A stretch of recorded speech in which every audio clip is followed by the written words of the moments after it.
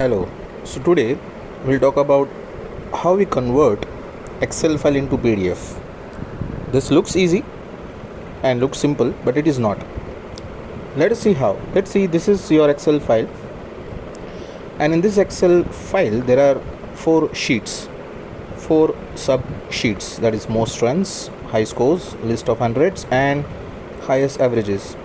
Now if I want to convert this into PDF file, what general practice we do is we go to save as, and then we click as file name save as PDF. Now this is very simple practice which we do, but when we save this, it will convert only one sheet into PDF, whereas in my Excel file there are four sub Excel sheets.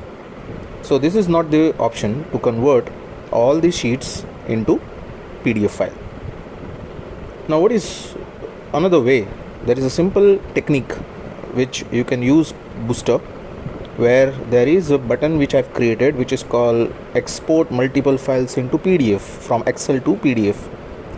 So when you click on this button, it will ask you which particular Excel file you want to convert into PDF.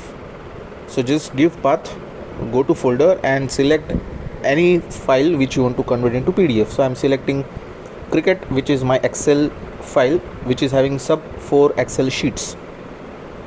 So I'm giving name, I want to convert this and I want to create folder called cricut_pdf.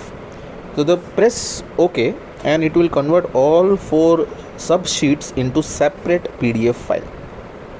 Look at this. This is saved into D drive. I have created a folder called converted PDF, and there is cricut_pdf, and look at this, there are four sub sheets, or you can say PDF file, which the Excel sheets has converted into PDF. So this is a very unique way to convert Excel file and sub sheets into PDF.